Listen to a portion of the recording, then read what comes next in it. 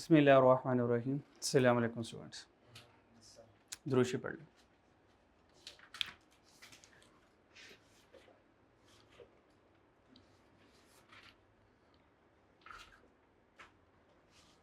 अच्छा जी, लास्ट हम लोग इन्वेंट्री वैल्यूएशन का पास पेपर क्वेश्चन नंबर 7 मैंने सारा के सारा डिस्कस कर लिया था। ये सारा के सारा डिस्कस कर लिया था, ठीक है। और मैंने कहा था इसको ट्राई कीजिएगा सॉल्व करने की। तो ये क्वेश्चन हो गया था आप लोगों से, क्या मुझे करवाने की ज़रूरत है? नहीं, ठीक है। और लास्ट में क्वेश्चन नंबर 8 तो आपको कहा था कि हम बाद में करेंगे, ठीक है। ओवरहेड का चैप्टर पढ़ लेंगे तो फिर हम ये क्वेश्चन करेंगे। उसके बाद क्वेश्चन नंबर 9, ठीक है। आज आप लोगों ने दोबारा से 9 करना है, ठीक है। दोबारा से 9 करना है। इसका जो सोल्यूशन होगा मैं अपने फॉर्मेट पे आपको प्रोवाइड कर दूंगा। तो फिर इंशाल्लाह उम्मीद है कि आप लोग ये खुद से कर सकते होंगे। पहले खुद से ट्राई कीजिएगा जितना खुद से कर सकते हैं, ठीक है। उसके बाद फिर सोल्यूशन से देख लीजिएगा। फिर भी कहीं पे प्रॉब्लम आएगा फिर इंशाल्लाह नेक्स्ट डे फिर हम इसको डिस्कस करेंगे, ठीक है। चलें, ठीक है। चैप्टर नंबर 1 हमारा कंप्लीट हो गया, ठीक है। 2 पास पेपर रह गए, होमवर्क के तौर पे दे दूंगा, फिर बाद में हम डिस्कस कर लेंगे, ठीक है। इसके अलावा तकरीबन सब कुछ हम कर चुके हैं, ठीक है। अच्छा, इसकी जनरल एंट्रीज देख ली थी आपने? इसकी डबल एंट्री जनरल एंट्रीज देख ली थी आपने? ये इस वाले सवाल की जनरल एंट्रीज देख ली थी ना? उसमें कोई मसला तो नहीं आया? ठीक है, वो एनआरबी रिटर्न डाउन की थी हमने, ठीक है। चलो जी, नेक्स्ट चैप्टर हम स्टार्ट करने लगे। New chapter, chapter number 3। Chapter number 3, chapter number 3 overhead का चैप्टर जो है ये हम स्टार्ट करने लगे। हेडिंग लिख दें ओवरहेड की।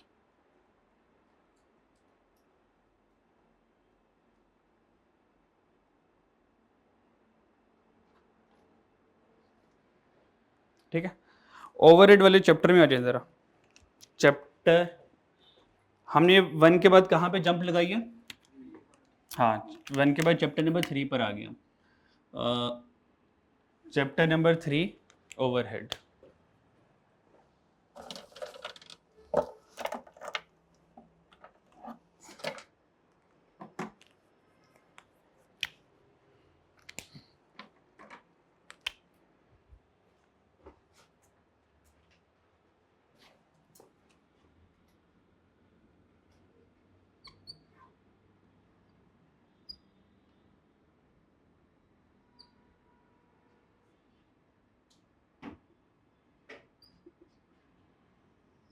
चैप्टर नंबर 3 ओवरहेड्स, यानी कि FOH वाला चैप्टर आ गया हमारे पास, ठीक है। पहला वाला चैप्टर किससे रिलेटेड था? इन्वेंट्री, यानी कि मटेरियल से रिलेटेड था, ठीक है। अब ये इन्वेंट्री रिलेटेड एक चैप्टर और है जो चैप्टर नंबर 2 है, वो हमने भी स्किप किया हुआ क्योंकि उसमें डिसीजन मेकिंग आ रही होती, तो उसको at the end decision making start करने से पहले पहले पढ़ेंगे। फिर हमारे पास ओवरहेड आ गया और फिर उसके बाद हमारे पास लेबर आएगी चैप्टर, इसके बाद हम लेबर वाला चैप्टर पढ़ेंगे, ठीक है जी। अच्छा, ओवरहेड को स्टार्ट करने से पहले ओवरहेड पढ़ क्यों रहे हैं और इस ओवरहेड को पढ़ने का मकसद क्या है, हम क्यों पढ़ रहे हैं? पहली रीज़न तो ये, किसी भी प्रोडक्ट को बनाने के लिए कितने खर्चे चाहिए होते हैं? 3। कौन कौन से? डायरेक्ट मटेरियल, डायरेक्ट लेबर और ओवरहेड्स। दैट्स वाई हम ओवरहेड्स पढ़ेंगे कि भाई ओवरहेड भी प्रोडक्ट का पार्ट बनता है। ओवरहेड भी प्रोडक्ट का पार्ट बनता है, पर ऑब्वियस बात है डायरेक्ट नहीं बनता, इनडायरेक्ट बनता है, लेकिन प्रोडक्ट का हिस्सा होता है। इस प्रोडक्ट के हिस्से को हमें क्यों पढ़ने की जरूरत पड़ रही है? भाई जितने भी ओवरहेड्स हैं उनको किस तरह से प्रोडक्ट के साथ अटैच करना है, उन सारों की कॉस्ट को प्रोडक्ट के साथ किस तरह से ऐड करना है, ये एक बहुत बड़ा प्रॉब्लम है,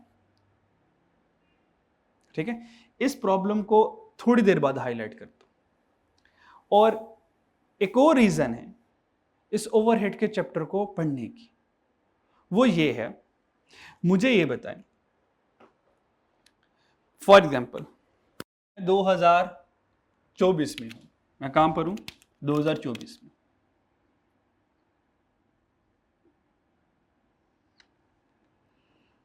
और 2025 के बारे में मैंने सोचना है। मैं 2024 में हूं और 2025 के बारे में मुझे सोचना है।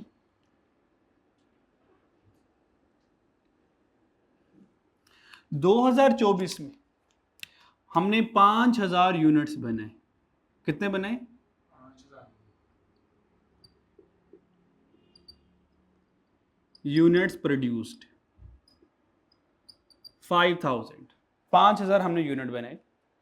ये जो एक यूनिट बना होगा इसके ऊपर मटेरियल लेबर एफओएच लगा होगा, ठीक है। एक यूनिट के ऊपर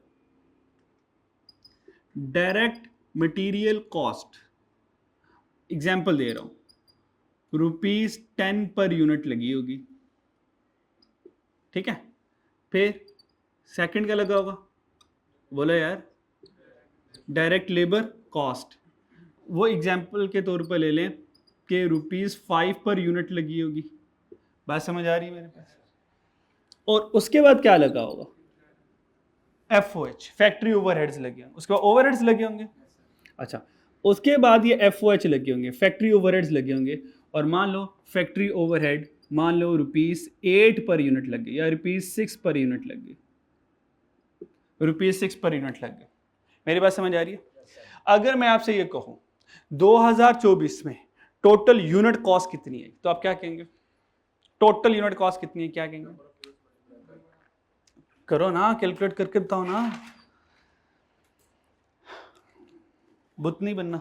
हाँ भाई, सारी के सारी कॉस्ट कितनी आ गई? प्रोडक्ट कॉस्ट कितनी आ गई सारी से? 10 + 5 15, 15 + 6 21। इसका मतलब ₹21 पर यूनिट। ये एक यूनिट को बनाने की कॉस्ट है। और टोटल कितने यूनिट्स बनाए? 5000। तो टोटल कॉस्ट कितनी हो जाएगी?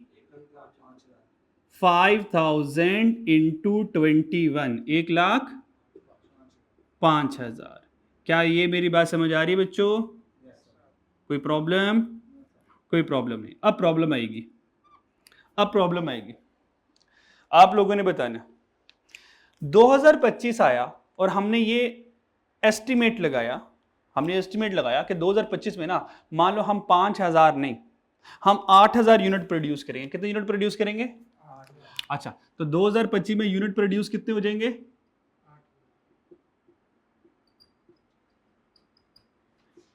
इसका मतलब यूनिट ज्यादा प्रोड्यूस कर रहा हूं या कम करूंगा? ज्यादा यूनिट प्रोड्यूस करूंगा। मान लो कोई इन्फ्लेशन नहीं है, कोई पॉलिटिकल इंस्टेबिलिटी नहीं है, कोई एक्सटर्नल इन्फ्लुएंस नहीं है, कोई इन्फ्लेशन वगैरह नहीं है, ठीक है। ऑल एक्टिविटीज रिमेन सेम, सब कुछ नॉर्मल चल रहा है। यानी कि मेन चीज तो इन्फ्लेशन होती है जो प्राइसेस को बदलेगी। हमने कहा कोई इन्फ्लेशन नहीं है, सब कुछ नॉर्मल चल रहा है। अगर सब कुछ नॉर्मल चल रहा है तो 2024 में एक यूनिट को बनाने का कितना खर्चा आ रहा था मटेरियल का?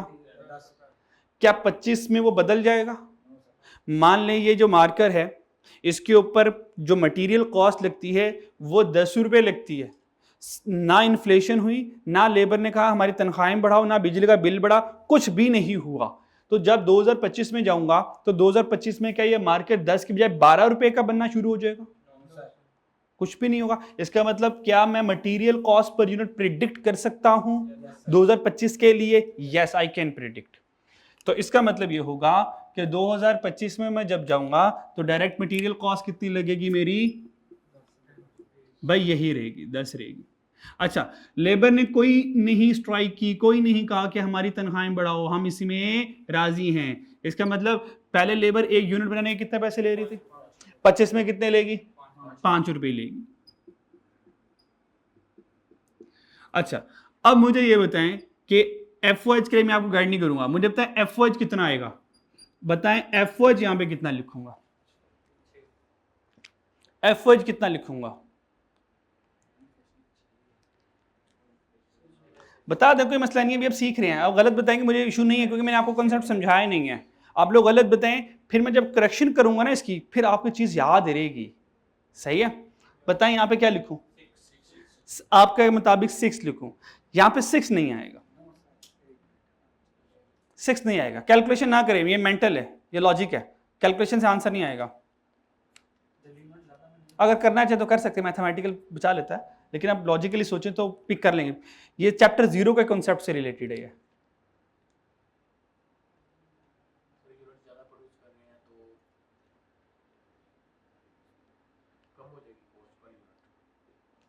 ये आंसर बहुत अच्छे।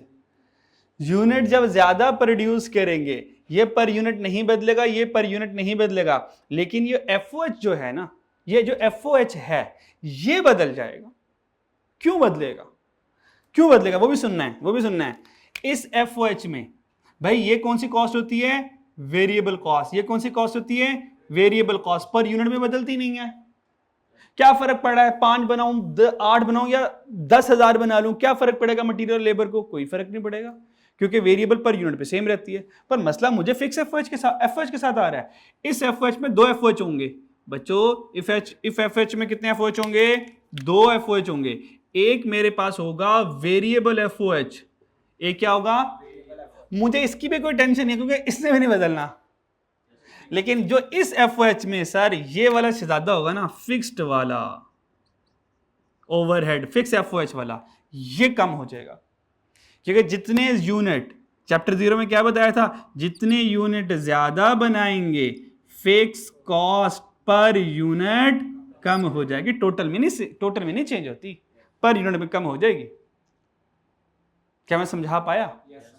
पक्की बात है। इस FOH ने बदलना है, पर इफ इस वाले FOH में से किसने बदलना है, वेरिएबल वाले हिस्से ने या फिक्स वाले ने? भाई ये भी सेम रहेगा, ये भी प्रेडिक्टेबल है, ये भी प्रेडिक्टेबल है। मान लो अगर मैं थोड़ी सी बाइफर्केशन करूं, इस 6 में से 2 वेरिएबल है और 4 फिक्स है, तो यहां पे 2 तो आ ही जाएगा वेरिएबल FOH का, मतलब फिक्स FOH ने बदल जाना, वो कम हो जाएगा। क्योंकि यूनिट ज्यादा प्रोड्यूस करेंगे तो ये फिक्स FOH पर यूनिट 4 का नहीं लगेगा, कम लगेगा। अगला सवाल, कितना कम लगेगा? ये मसला, असल चीज ये थी। मतलब यहां पे अगर मैं थोड़ा सा और ये करूं, FOH के 2 टुकड़े करूं, तो वेरिएबल FOH भी मैंने यहां पे क्या लिख लिया, 2 लिख लिया। असल मसला आएगा फिक्स FOH का। सर वो क्या लिखूंगा, वो कितना लिखूंगा? 4 पहले था, अब कितना लिखूं, कितना लिखूं? नहीं पता, नहीं पता। मैं जनवरी के पहले दिन खड़ा हुआ इस वक्त। क्या मुझे जनवरी के पहले हफ्ते चीजें बना लूंगा? मान लो बना लूंगा, जनवरी के पहले हफ्ते चीजें बना लूंगा। जब जनवरी के पहले हफ्ते चीजें बना लूंगा तो मटेरियल कितना प्रेडिक्ट करूंगा, 1 यूनिट पर मटेरियल कितना लगेगा, 10 रुपए का। 1 यूनिट पर लेबर 5 रुपए की। 1 यूनिट पर वेरिएबल FOH कितना लगेगा, 2। पर 1 यूनिट पर फिक्स FOH कितना लगेगा? अब ये बताओ जरा। नहीं बता पाओगे, बता पाओगे? नहीं बता पाओगे। क्यों? क्योंकि पूरे साल में कितने यूनिट्स बनने अभी तो पता ही नहीं है। क्या पता है? मैंने तो जनवरी में मान लो 5 यूनिट बना लिए, भाई 5 यूनिट पर FOH कितना लगेगा नहीं बता सकता, क्योंकि वो वाला FOH है 5 के हिसाब से। पर हमने तो पूरे साल में 5 तो नहीं बनाने, या पूरे महीने में 5 तो नहीं बनाने। इसका मतलब ये होगा यूनिट्स कितने एक्चुअल बनेंगे उस लिहाज से ये FOH आएगा, फिक्स वाला। यूनिट्स ज्यादा बन गए तो ये FOH 4 से कम हो जाएगा, यूनिट और ज्यादा बन गए ये और कम हो जाएगा, और अगर यूनिट ज्यादा ना बन पाए तो ये कम नहीं हो पाएगा। अब कितने यूनिट बनने हैं सर, ये तो मंथ एंड पे अगर मैं 1 महीने की कैलकुलेशन कर रहा हूं, या ईयर एंड पे अगर मैं साल की कैलकुलेशन कर रहा हूं, ये तो साल के बाद पता चलेगा। अगर ये साल के बाद पता चलेगा नॉर्मली, तो भाई अब मैं जनवरी की जो टोटल कॉस्ट कैलकुलेट करनी है, जो टोटल कॉस्ट कैलकुलेट करनी है, अब वो कैसे करूं? इसके बगैर तो टोटल कॉस्ट इनकम्प्लीट है। अब बताएं कैसे करूं?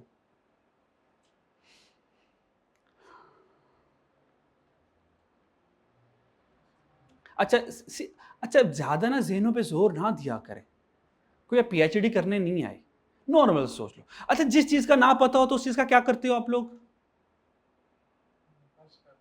फर्ज कर लेंगे, बस यही इसका आंसर।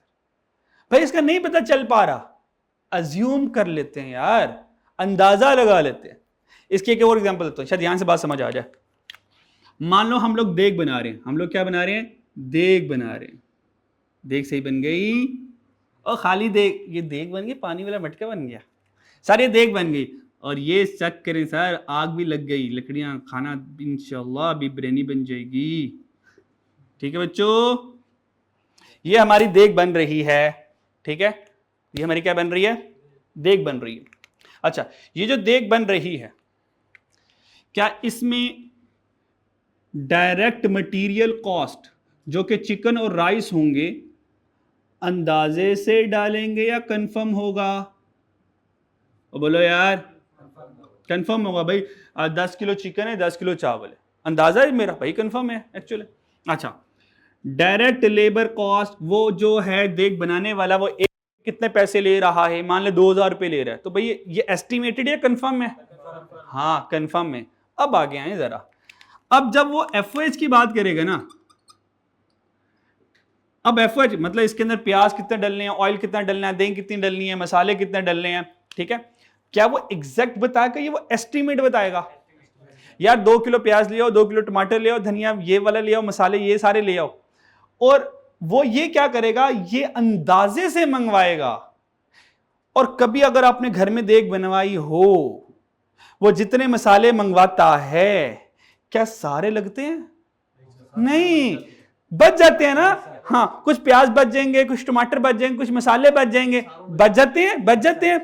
इसका मतलब ये हुआ कि क्या मटेरियल बचा, क्या लेबर अपने पैसे छोड़ेगा? इसका मतलब डायरेक्ट मटेरियल ये पूरा लगता है, पर जो ये एफओएच वो इस्तेमाल करता है ये एस्टिमेटेड करता है।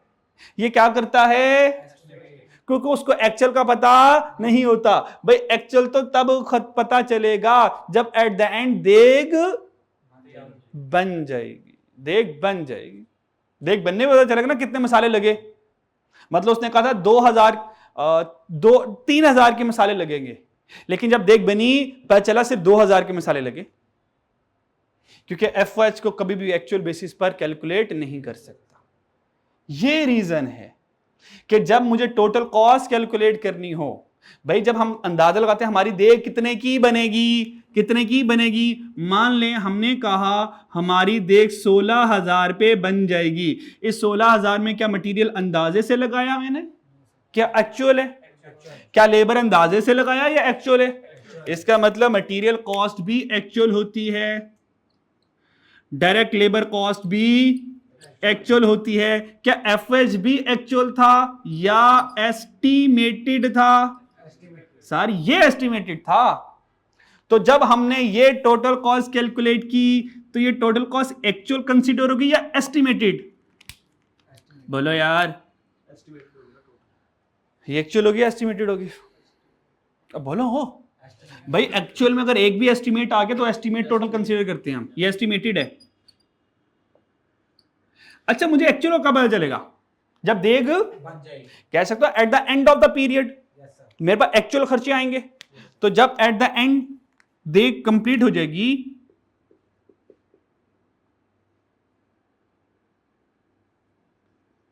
एट द एंड जब देग कंप्लीट हो जाएगी तब मेरे पास एक्चुअल टोटल कॉस्ट आएगी।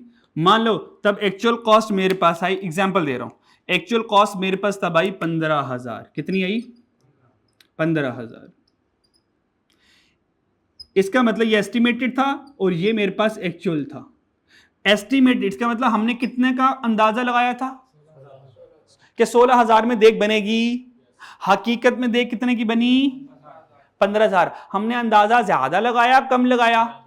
कह सकता हूं 1,000 से ओवरहेड ज्यादा कंसीडर किए थे, हमने ओवर एस्टिमेट कर दिया, ओवर एब्जॉर्ब कर दिया। यहां से अंडर एब्जॉर्ब ओवर एब्जॉर्ब का कॉन्सेप्ट मैंने शुरू में बता दिया। तो यहां से अंडर एब्जॉर्ब हुआ या ओवर एब्जॉर्ब हुआ? बोलो यार, ओवर एब्जॉर्ब का मतलब क्या? हाँ, हमने एफएच ज्यादा कंसीडर कर लिया, हमने ओवर एब्जॉर्ब कर लिए थे 1000 से। जब मैंने ओवर एब्जॉर्ब कर लिया, बताएं ओवर एब्जॉर्ब ऐड होगा या लेस होगा? लेस होगा। क्यों? हम एक्चुअल से 1000 ज्यादा पर हैं। अगर मैं 16,000 में से ये 1000 माइनस करूं तो मेरा खर्चा एक्चुअल के बराबर आएगा। तो दैट्स व्हाई ओवर एब्जॉर्ब क्या होगा? माइनस होगा। बात समझ आती है? और मान लो अगर मेरा खर्चा 15 ना होता, 18 हो जाता, अब क्या करता? इसका मतलब 2000 से मैंने खर्चे अंडर एस्टिमेट किए थे। वो मसाले कम पड़ गए, दही कम पड़ गया, ऑयल कम पड़ गया, तो यार और मंगवाने पड़े हमें। इसका मतलब मैंने अंदाजा हकीकत में खर्चा कितना अंदाजा कम लगाया 2000 से। तो इस वाले केस में हम क्या करेंगे, अंडर एब्जॉर्ब कितनी अमाउंट से करेंगे, 2000 से माइनस करूंगा प्लस करूंगा, प्लस करूंगा। अब बात समझ आई कि हम एफएच क्यों पढ़ रहे हैं, क्योंकि हमें साल के शुरू में टोटल कॉस्ट चाहिए, साल के शुरू में टोटल कॉस्ट चाहिए, और ये फिक्स एफएच साल के शुरू में तो आ ही नहीं सकता।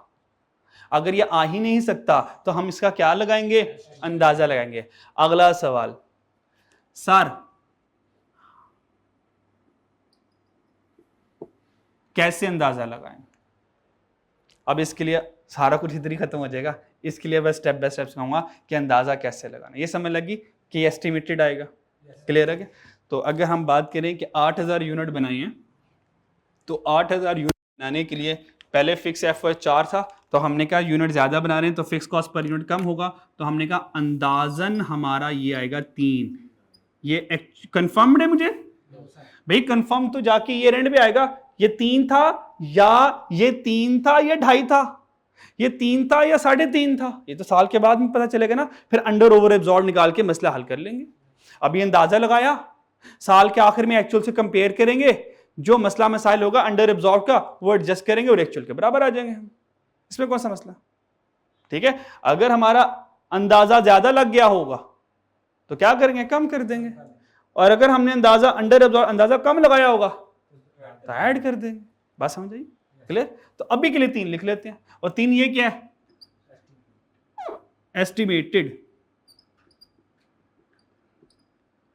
तो अब बताएं कितनी निकली total cost per unit, cost per unit क्या निकली, 20 हो गई ना, ₹20 पर यूनिट। और अगर 8000 से मल्टीप्लाई करेंगे तो टोटल कॉस्ट 8000 इंटू 20, तो 160,000 आ जाएगा। तो ये हमारे पास आंसर आ जाएगा। अब कहानी समझिए ओवरहेड क्यों पढ़ रहे हैं, क्योंकि साल के शुरू में फिक्स एफओएच, इस पूरे चैप्टर में हमारा दुश्मन कौन है, ना ये वाला फिक्स एफओएच। वेरिएबल तो एफओएच अच्छा वाला बच्चा है, एस्टिमेट ये नकम्मा बच्चा है, ये कहता है मैं ऐसे नहीं आऊंगा, तुम्हें मुझे ढूंढने के लिए पूरा साल वेट करना पड़ेगा, क्योंकि कितने यूनिट बनते हैं तो साल के आखिर में पता चलेगा। तो अभी के लिए अंदाजे से काम चलाओ, और हकीकत तो तुम्हें देख बनने के बाद पता चलेगी, साल के बाद। डन। अब ये वाली बात दोबारा लिखने लगा हूं एक चार्ट से, यहां तक देख लें कोई मसला है, कोई चीज पूछनी है तो पूछ लें।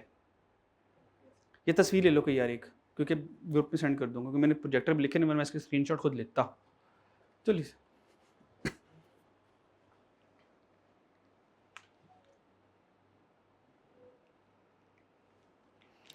चले आगे, ओके डन।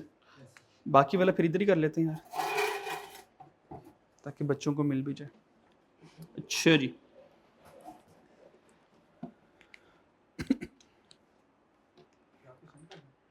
हाँ मुझे सेंड कर दो, मैं बच्चों को सेंड करता हूँ।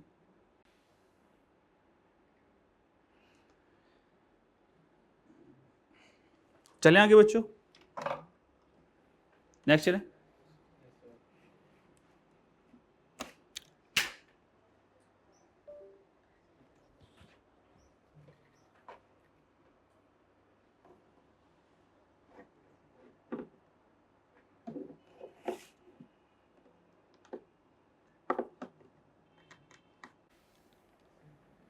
भाई नेक्स्ट हमारे पास आ गया, अभी ओवरहेड पढ़ा नहीं रहा, अभी ओवरहेड का कॉन्सेप्ट ही चल रहा है, ठीक है। नेक्स्ट हमारे पास यहाँ पे आ जाए ओवरहेड। ओवरहेड हमारे पास कितने तरह के होते हैं,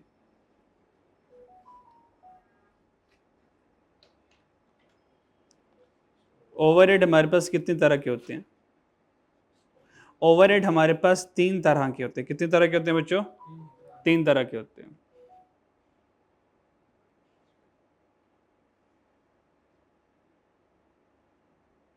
ये वाला कंसेप्ट मैंने समझा दिया, इसलिए अब ज़्यादा टेंशन हमें नहीं होगी। पहला वाला ओवरहेड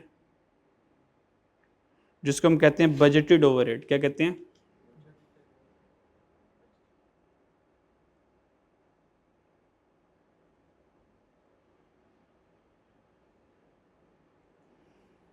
पहला वाला ओवरहेड हमारे पास बजटेड ओवरहेड होता है, दूसरा वाला ओवरहेड होता है अप्लाइड ओवरहेड,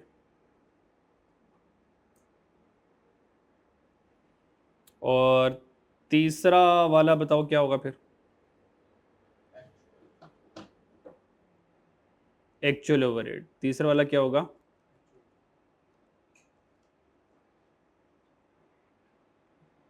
एक्चुअल ओवरहेड। तो 3 हमारे पास ओवरहेड्स होंगे।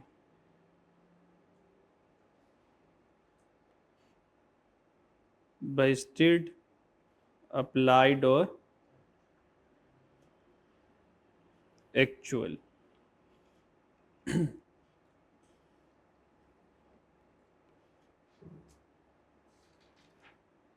अच्छा जी, बजटेड ओवरहेड क्या होता है? बजटेड ओवरहेड क्या होता है? बजटेड ओवरहेड का मतलब अंदाजन अंदाजा होता है।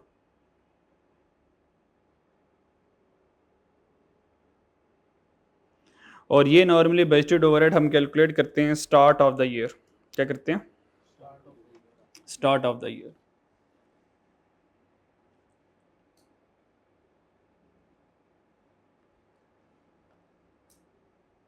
साल के शुरू में जो हमारे पास ओवरहेड होता है वो बजटेड ओवरहेड होता है। ठीक है जी।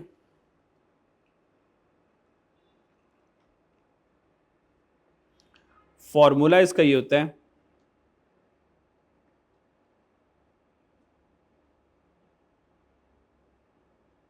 Budgeted units multiply by budgeted OAR। OAR per unit, ये इसका फॉर्मूला होता है। Budgeted unit multiply by OAR per unit, यहाँ से बजटेड ओवरहेड्स आ जाते हैं।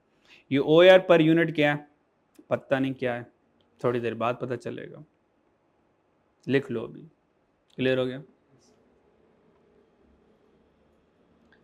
तो बजटेड ओवरहेड कब पता चलता है हमें? Start of the year. Start of the year overhead जो हमने लिखा होता है वो बजटेड ओवरहेड होता है। फिर ड्यूरिंग द ईयर,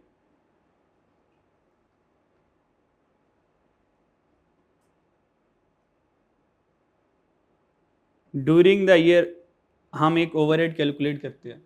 उस ओवरहेड को क्या कहते हैं? अप्लाइड ओवरहेड कहते हैं। उसको क्या कहते हैं? Applied overhead. ये जो अप्लाइड ओवरहेड है ये कैसे कैलकुलेट होता है? ये actual units multiply by OAR per unit. ये OAR पर यूनिट वही वाला जो हमने पीछे भी बताया। OAR पर यूनिट यही वाला जो उन्हें बजटेड यूनिट के साथ मल्टीप्लाई करवाया।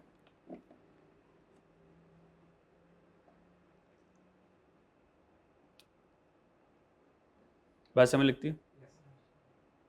अच्छा जी, लास्ट में पर रह गया एक्चुअल ओवरहेड। तो इस एक्चुअल ओवरहेड का कब पता चलेगा जी बच्चों?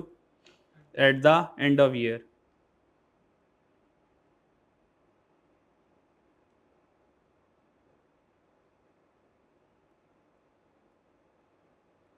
At the end of year हमें एक्चुअल ओवरहेड पता चलेगा। और अगर एक्चुअल ओवरहेड, ये एक्चुअल ओवरहेड ना नॉर्मली क्वेश्चन में गिवन ही होता है, क्योंकि ये कंपैरिजन के तौर पर आता है। ये गिवन होता है, इसका तो हमें पता ही होता है। ठीक है। जब देख बन गई तो आपको ये राज रहेगा। अब तो सब कुछ पता चल गया, मटेरियल कितना लगा, लेबर कितनी लगी, एफओएच कितना लगा। अब तो normally actual FOH normally examiner calculate नहीं करवाता। नॉर्मली एग्जामिनर क्वेश्चन में एक्चुअल एफओएच गिवन कर देता है। ठीक है। मसला किस में आता है? अंदाज़ा। अब अंदाज़ा कितना लगाना है, मसला ये है। ठीक है। तो अगर एक्चुअल ओवरहेड अगर हमें कैलकुलेट करना पड़े तो ये कैसे होगा? एक्चुअल यूनिट से मल्टीप्लाई बाय, यहाँ पे जो रेट यूज़ करेंगे वो एक्चुअल रेट पर यूनिट करेंगे। यहाँ पे देखें OAR नहीं आया, यहाँ पे चेक करें OAR नहीं आया, क्योंकि एक्चुअल ओवरहेड है। तो एक्चुअल यूनिट कितने बने और एक्चुअल खर्चा कितना आया एक यूनिट को बनाने का। एक्चुअल खर्चा कितना आया एक यूनिट को बनाने का। बात समझ आ रही है? और ये ओवरहेड वाले चैप्टर में हम किस चीज को कैलकुलेट करेंगे? मटेरियल को, डायरेक्ट लेबर को, वेरिएबल ओवरहेड को? सर सिर्फ फिक्स ओवरहेड, बस फिक्स ओवरहेड पर यूनिट को इस पूरे चैप्टर में कैलकुलेट करेंगे। इस पूरे चैप्टर का राज, इस पूरे चैप्टर का किंग कौन है? फिक्स ओवरहेड पर यूनिट, वो किंग है। हम उसको कैलकुलेट करेंगे इस चैप्टर में। ना हमने मटेरियल को लिफ्ट करवानी है, ना हमने लेबर को लिफ्ट करवानी है। तो हमारा एक टारगेट है। टारगेट कौन है? Fix overhead per unit, total नहीं। बात समझ लगती है? ओके, अब आ जाए यहां पे। इसका मतलब वही वाली देख वाली एग्जांपल पे वापस चलते हैं। देख वाली एग्जांपल पे वापस चलते हैं। मिसाल के तौर पर मिसाल के तौर पर यहां से अंडर और ओवर अप्लाइड का फॉर्मूला जो लिखवाया, इस फॉर्मूले के अकॉर्डिंग अंडर और ओवर एब्जॉर्ब करवाने लगा आपको शुरू में। मिसाल के तौर पर हमने एक्चुअल यूनिट्स बनाए, एक्चुअल यूनिट्स फॉर एग्जांपल हमने बनाए 2000।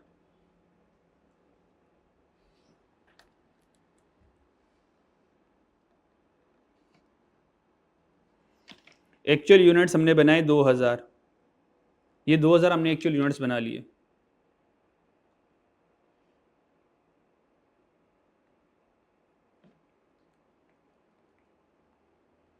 ये शिफ्ट क्यों नहीं कर रहा?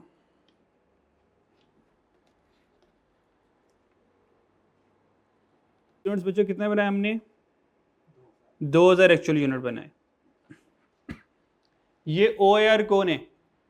मटेरियल, लेबर, वेरिएबल ओवरहेड या फिक्स ओवरहेड होगा? ये OAR कौन होगा? ये अंदाजा, ये जो OAR पर यूनिट है बच्चों, ये एक एस्टिमेटेड रेट है। ये कौन सा रेट है? एस्टिमेटेड रेट है। तो क्या एस्टिमेटेड मटेरियल का होगा? ये कौन सा रेट है? एस्टिमेटेड रेट है। अब इसके ऊपर बात करनी है मैंने, ये तो आपको प्री डिस्क्रिप्शन दे रहा हूं, ठीक है? ये एस्टिमेटेड रेट है। अगर ये एस्टिमेटेड रेट है तो एस्टिमेट मटेरियल लेबर का लगना है, वेरिएबल ओवरहेड का लगना है, फिर किसका लगना है? हाँ जी, तो ये एस्टिमेटेड रेट किसका है? फिक्स्ड ओवरहेड पर यूनिट है। तो इसका मतलब OAR कौन हुआ? OAR तो फिक्स ओवरहेड पर यूनिट हुआ। बात समझ लगती है मेरी? कोई मुश्किल बात की मैंने? ओके, मान लो अंदाजन रेट हमारा ये लगा, अंदाजन रेट ये लगा कि जो OAR पर यूनिट होगा, फॉर एग्जांपल कितना रखना चाहोगे यार? 10 रख लें। 10 है, क्लियर? 10। तो अप्लाइड एफर्ट कितना आया? टोटल अप्लाइड एफर्ट कितना आया? 20,000। टोटल अप्लाइड एफर्ट कितना आ गया?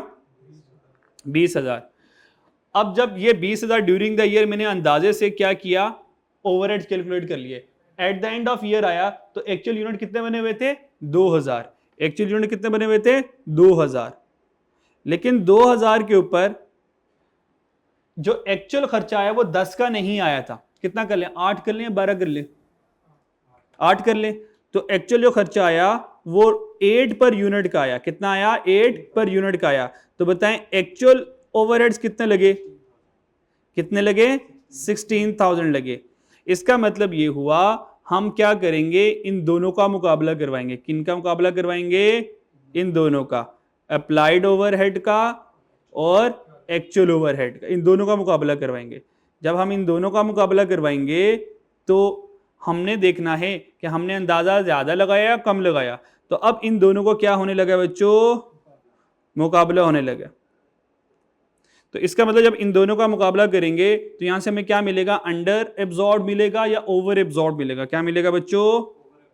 और ठहर तो जो माशाल्लाह तेज हो गए यार, आप लोग तेज हो गए हैं। अब मुझे आपको रोकना पड़ रहा है, जबरदस्त यार। अंडर आएगा या ओवर एब्जॉर्ब्ड आएगा?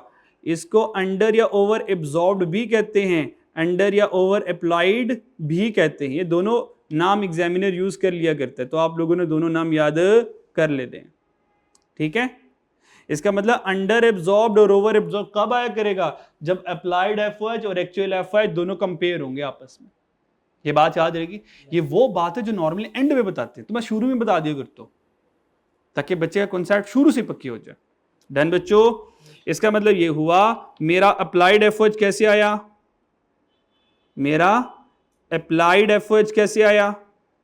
बोलो ना यार, कैसे आया? Actual unit multiply by OAR per unit. अभी मैं मानता हूं कि OAR आपके दिमाग में थोड़ा सा बैठा, ये फिक्स ओवरहेड पर यूनिट है, ये तो पता है ना? तो पता चल गया भाई यही OAR है। बाकी इसके फर्दर फजाइल अभी इंशाल्लाह फुल फ्लेज बताऊंगा आपको। अभी OAR की ओर बड़ी बात करनी है हमने। बात समझ आ रही है? तो इसका मतलब अप्लाइड एफर्ट कितना आ गया? 20,000। उसके बाद किससे कंपेयर करूंगा? असल में मैं डायरेक्ट आपको ना अंडर ओवर बता सकता, मैं इस तरह क्यों लिख रहा हूं, ये वो फॉर्मेट है जो हम ना एग्जाम में यूज करेंगे, अपने आंसर में यूज करेंगे, मैं उस स्टाइल में लिख रहा हूं ताकि ये स्टाइल एक मतलब आपके दिमाग में फीड हो जाए।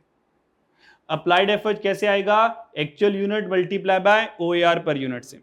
और आपको पता है एक्चुअल एफर्ट तो हमेशा क्वेश्चन में गिवन होगा, ये हमेशा क्वेश्चन में गिवन होगा, बहुत रेयर है कि इसको कैलकुलेट करना पड़े। वो अभी कितना आया हमारे सवाल में? 16,000। कितना आया? 16,000। मैंने अंदाजा कितना लगाया? मैंने अंदाजा कितना लगाया? मैंने अंदाजा कितना लगाया? 20,000 का। हकीकत में खर्चा कितना हुआ? 16,000 का। तो हमने ज्यादा अंदाजा लगाया, कम अंदाजा लगाया? एक्चुअल से ज्यादा अंदाजा लगाया।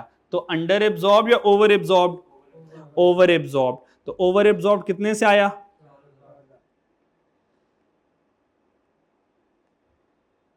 ओवर एब्जॉर्ब्ड आ गया 4,000 से। ओवर एब्जॉर्ब्ड आ गया 4,000 से। बात समझ लगती है मेरी? यहां तक कोई प्रॉब्लम? ये आपको पता नहीं आपने कितनी कितनी मुश्किल मुश्किल चीजें फटका दी हैं। सही है? पहले लेक्चर में, अभी तो ट्रेलर चल रहा है। फिर यहां से एक बात कंफर्म करें, अब ये बात जो है ना, जो अब बताने लगा हूं, ये प्रोसेस कॉस्टिंग की बात है। किसकी बात है? प्रोसेस कॉस्टिंग की बात है। ठीक है? जो कि हमने काफी देर बाद पढ़ना है। ये वहां पर इस्तेमाल होगी, वहां पे तो पास पेपर में बात आती है ना ये, तो यहाँ पर खैर इतनी काम की नहीं होगी, लेकिन वहां पे तो ये बात यूज होगी। तो अभी इसलिए बता रहा हूं ताकि इस चैप्टर में भी काम आ जाए, उस चैप्टर में तो ये बात दोबारा बताऊंगा, फिर तब नहीं बताऊंगा ना, फिर तब बताऊंगा याद है आपको ओवरहेड में एक बात बताई थी, फिर मैं पूछूंगा आपसे। देन अब मुझे ये बताएं कि अगर मुझे टोटल कॉस्ट कैलकुलेट करनी हो, मुझे क्या कैलकुलेट करनी हो? टोटल कॉस्ट कैलकुलेट करनी हो। मैं नहीं बताऊंगा, आप लोग ही मुझे बताएंगे। अगर मैं टोटल कॉस्ट कैलकुलेट करनी हो तो टोटल कॉस्ट में से 3 कॉस्ट कौन कौन सी लूंगा? Direct material cost, direct material cost, direct labour cost. आगे 2 ऑप्शन दूंगा, अब आपने पिक करना है, direct material cost, direct labour cost. अब आगे FOH मेरे पास 2 होते हैं, एक अप्लाइड वाला और एक एक्चुअल वाला, एक अप्लाइड वाला और एक्चुअल वाला। सोच के जवाब देना है, यहां पे कौन सा वाला FOH आएगा, अप्लाइड वाला या एक्चुअल वाला?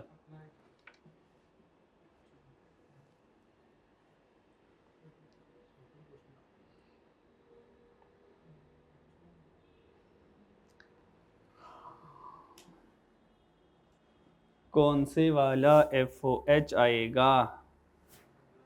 1 तोला सोने का सवाल।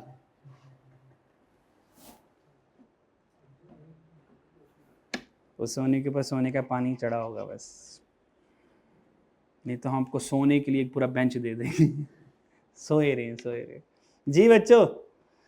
कौन से वाला FOH आएगा, अप्लाइड वाला, एक्चुअल वाला? अप्लाइड वाला, एक्चुअल वाला?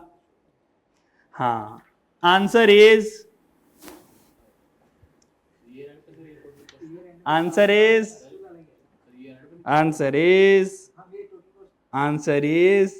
FOH applied.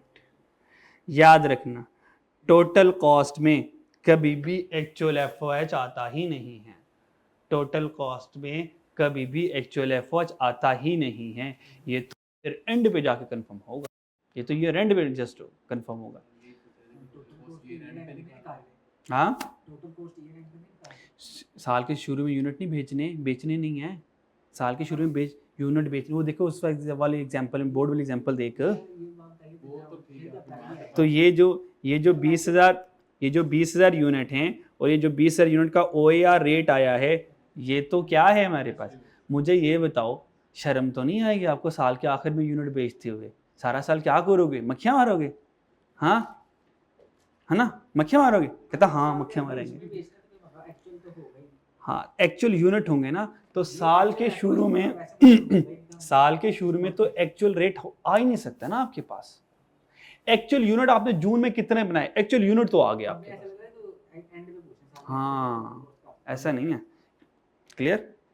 तो देखो, क्योंकि हमने मान लो हमने जून में कितने यूनिट बनाए, वो तो पता चल गया होगा ना। एक्चुअल यूनिट जून में 6,000 बने, पर अब जून में एफओएच कितना आया वो अंदाजा ही चल रहा है, हम अंदाजे से चल रहे हैं।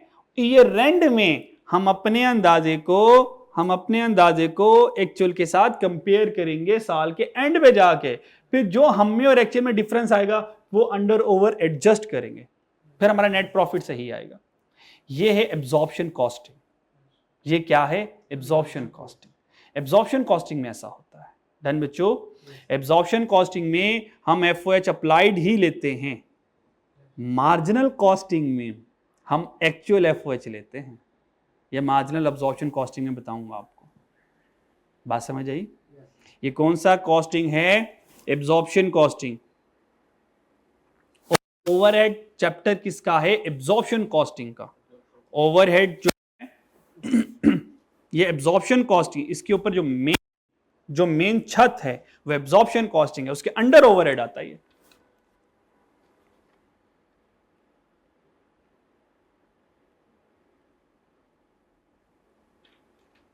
एब्जॉर्प्शन कॉस्टिंग, ये एब्जॉर्प्शन कॉस्टिंग मेथड है। बात समझ आई कुछ? क्लियर? इसका अंदर जब भी हम टोटल कॉस्ट कैलकुलेट करेंगे और एब्जॉर्प्शन कॉस्टिंग है, और नॉर्मली हम कौन सी कॉस्टिंग फॉलो करते हैं? और बोलो बच्चों यार, सर सारी फाइनेंशियल अकाउंटिंग एब्जॉर्प्शन कॉस्टिंग पे चलती है, सारी फाइनेंशियल अकाउंटिंग। डिसीजन मेकिंग में हम मार्जिनल कॉस्टिंग यूज करते हैं सिर्फ डिसीजन मेकिंग, और जब डिसीजन मेकिंग आ जाएगा फिर हम एफओएच अप्लाइड यूज नहीं करेंगे। खैर अब ये बात मुझे नहीं करनी चाहिए थी, पर अब वो जिक्र आ गया तब कंपैरिजन के तौर पर फटका दें उसको भी।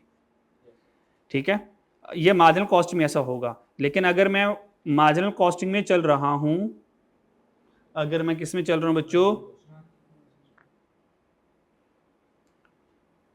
अगर आपको लगे बातें हमसे आउट हो रही हैं तो मैं बातें लिमिटेड कर दूंगा, क्योंकि आप कॉन्सेप्ट से कॉन्सेप्ट निकालते जा रहे हैं तो मैं आगे बढ़ता जा रहा हूं। जहां से आपको लगेगा सब आउट हो रहे हैं तो वहां पे हम ब्रेक लगा देंगे। अगर हम मार्जिनल कॉस्टिंग को फॉलो कर रहे हैं तो सर अब टोटल कॉस्ट कैसे आएगी? अब टोटल कॉस्ट कैसे आएगी? Direct material cost, direct labour cost, और अब आएगा एफओएच। कौन से वाला? बोलो यार। सर एक्चुअल वाला। क्योंकि डिसीजन मेकिंग अंदाजे से होगी या एक्चुअल से होगी? भाई अगर आप अंदाजे से डिसीजन लेने हैं तो डिसीजन ही गलत आने हैं, तो डिसीजन में आपको पास डाटा तो कम से कम एक्चुअल होना है यार। तो ये मार्जिनल कॉस्टिंग में हम एक्चुअल एफओएच यूज करते हैं। मार्जिनल कॉस्टिंग में एक्चुअल यूज करेंगे, लेकिन हम हमेशा अप्लाइड एफओएच यूज करते हैं।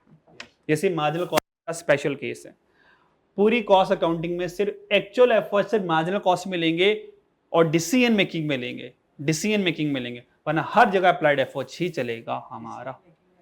हाँ, वो बस वो मैं अभी पढ़ा दूं, डिसीजन मेकिंग सारी अभी पढ़ा दूं, कोर्स ही ना कंप्लीट करवा दूं मैं अभी के अभी, सुबह छुट्टी से कर लेते हैं हम तो, क्या ख्याल है? कोर्स कंप्लीट, डिसीजन मेकिंग भी हो गई, सारा कुछ हो गया, अल्लाह हाफिज। हाँ, वो जब डिसीजन मेकिंग आएगी तब देखेंगे।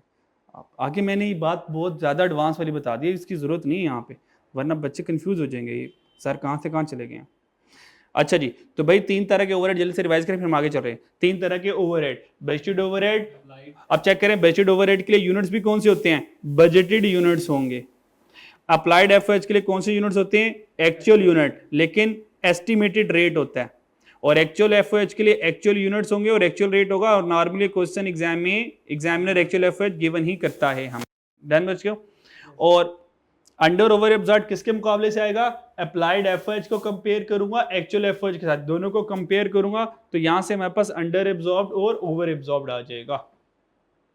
यहां तक देखें कोई मसला? सही है? अच्छा, आगे चले, चले आगे चलते हैं। अब यहां पे आ जाए, तस्वीर समझते हैं।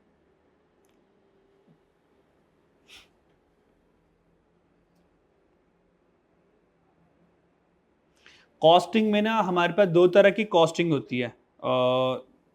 कॉस्टिंग में दो तरह की कॉस्टिंग होती है। एक होता है एब्जॉर्प्शन कॉस्टिंग मेथड, एक होता है एबीसी कॉस्टिंग मेथड।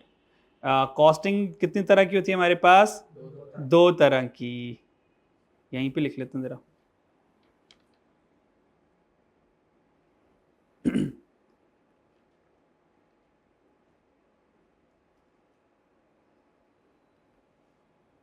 कॉस्टिंग दो तरह की होती है, एक होते हैं एब्जॉर्प्शन कॉस्टिंग मेथड और एक हमारे पास एबीसी मेथड होता है, A B C D E F वाला। तो कॉस्टिंग मेथड दो तरह के।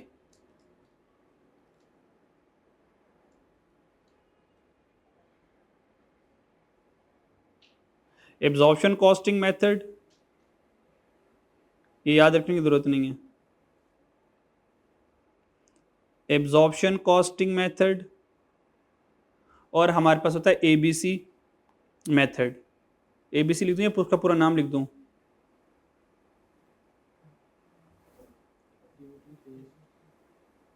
एक्टिविटी बेस्ड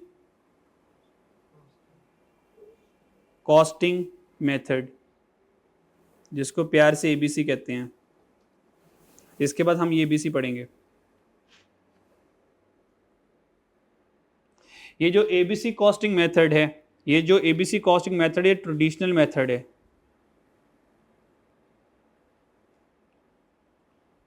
ये कौन सा मेथड है? ट्रेडिशनल मेथड है, पुराने बाबों का मेथड है। पुराना ऐसे लिखते होंगे, पुराना। हाँ क्या बात? पुराना। और जो एक्टिविटी बेस्ड मेथड है, ये मॉडर्न मेथड है। मॉडर्न मेथड है, लेटेस्ट। और अब नॉर्मली एबीसी यूज करती हैं, एब्जॉर्प्शन कॉस्टिंग मेथड नहीं यूज करते।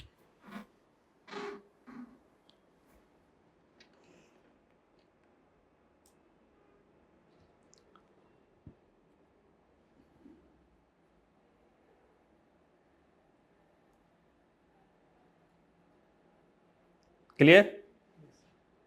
Absorption costing method, absorption costing method में और एबीसी कॉस्टिंग मेथड में क्या फर्क है? एब्जॉर्प्शन कॉस्टिंग मेथड में हम डिपार्टमेंट वाइज रेट कैलकुलेट करेंगे, calculate rate department wise. Absorption costing, और हमारा चैप्टर नंबर 3 ये वाला है। हमारा चैप्टर नंबर 3 कौन सा है बच्चों? चैप्टर नंबर 3 कौन सा है? Absorption costing. और एब्जॉर्प्शन कॉस्टिंग किसकी बेस के ऊपर चलेगा? क्या करेगा? ये डिपार्टमेंट वाइज रेट कैलकुलेट करेगा। समझ आ रही है? ये क्या करेगा?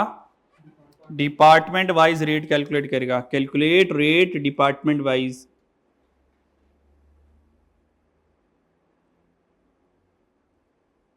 Calculate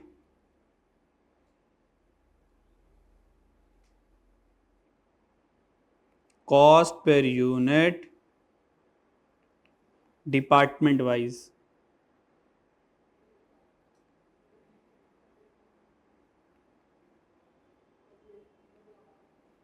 department wise. Done. Activity based costing में क्या करेंगे?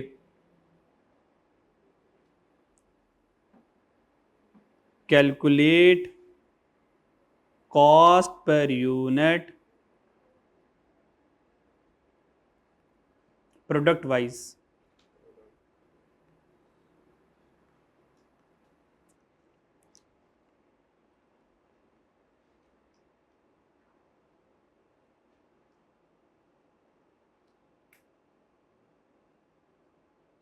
बात समझ आ गई? यानी कि हम कॉस्टिंग दो तरह की होगी, एब्जॉर्प्शन कॉस्टिंग और एक्टिविटी बेस्ड कॉस्टिंग। ये चैप्टर नंबर 3 होगा, ये हमारे से नेक्स्ट चैप्टर होगा। एब्जॉर्प्शन कॉस्टिंग ट्रेडिशनल मेथड है और इस मेथड में हम क्या करेंगे? Calculate cost per unit department wise. हम डिपार्टमेंट वाइज क्या करेंगे, कॉस्ट पर यूनिट कैलकुलेट करेंगे। अब डिपार्टमेंट वाइज कॉस्ट कैलकुलेट क्यों करेंगे ये सीखते हैं, ठीक है जी। डिपार्टमेंट वाइज कैलकुलेट क्यों करेंगे, अब वो सीखते हैं। अब उसको सिखाने के लिए मैंने क्या किया, कॉन्सेप्ट को 3 हिस्सों में ब्रेक कर दिया, कॉन्सेप्ट को 3 हिस्सों में ब्रेक कर दिया ताकि आपको चीजें समझने में आसानी हो जाए। सबसे पहले केस नंबर 1 आ गया। केस नंबर 1 क्या है, पढ़ें जरा। केस नंबर 1 क्या है, पढ़ो ना। हाँ, multiple department producing single product. क्या समझ लगती है, क्या समझ लगती है इससे? इसका मतलब एक प्रोडक्ट है, सिंगल प्रोडक्ट बन रही है, लेकिन वो सिंगल प्रोडक्ट मल्टीपल डिपार्टमेंट से गुजर के बन रही है। बात समझ लगी? अच्छा, केस नंबर 1 ये है, मान लें हमारी गारमेंट फैक्ट्री है। कौन सी फैक्ट्री है? गारमेंट फैक्ट्री है। और हम क्या बना रहे हैं? शर्ट बना रहे हैं, जो कि मुझे बनाने नहीं आती। पता नहीं कैसी शर्ट बनी है ये, पता नहीं शर्ट है भी कि नहीं है। शर्ट है ये, पता नहीं क्या है। हाँ, पता नहीं क्या बन गई है। शर्ट है, पता नहीं क्या है। तबूत बन गया तबूत बन गया ये तो। बहुत भयानक शर्ट है मेरे ख्याल में इरेज कर दें तो बेहतर ही है। एलियन की शर्ट है। ओके यार, हम ना शर्ट बनाते हैं, मान लो ये शर्ट है, ठीक है। हम क्या बनाते हैं? शर्ट बनाते हैं, ठीक है जी। वैसे ऐसे करूँ, ऐसे कि बंदा बन गया यार छोटा सा, ठीक है जी। हाँ ऐसे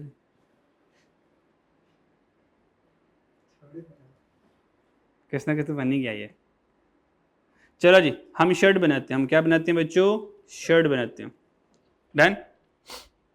ये जो शर्ट है ना, ये 3 डिपार्टमेंट से गुजर के बनती है। कटिंग डिपार्टमेंट से, स्टिचिंग डिपार्टमेंट से और फिनिशिंग डिपार्टमेंट से। 3 डिपार्टमेंट से शर्ट गुजर के बनती है। मसला ये आया मेरे पास, मसला ये आया कि कटिंग डिपार्टमेंट के अपने खर्चे होंगे, कटिंग डिपार्टमेंट के अपने खर्चे होंगे, हाँ या ना? स्टिचिंग डिपार्टमेंट के अपने खर्चे होंगे, फिनिशिंग डिपार्टमेंट के अपने खर्चे होंगे। हर एक डिपार्टमेंट के अपने अपने खर्चे होंगे ना, लेबर के खर्चे, सारे के सारे पूरे डिपार्टमेंट के खर्चे यहाँ पे कर, उस पूरा डिपार्टमेंट कितने खर्चे खा पी रहा है। बात समझ आ रही मेरी? अच्छा, मुझे बताएं, क्या cutting department, stitching department, finishing department, तीनों का ताल्लुक शर्ट बनाने से? तीनों का ताल्लुक शर्ट बनाने से?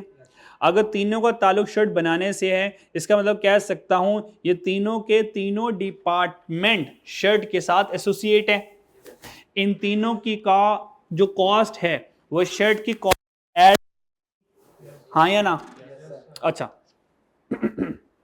अगला जवाब, तो इसका मतलब जितने भी कटिंग डिपार्टमेंट के खर्चे आएंगे वो भी शर्ट में शामिल होंगे, जो स्टिचिंग डिपार्टमेंट खर्चे होंगे वो भी शर्ट की कॉस्ट में शामिल करूंगा, जो फिनिशिंग डिपार्टमेंट के खर्चे हैं वो भी शर्ट की कॉस्ट में शामिल करूंगा। ये बात मेरी समझ लगती है?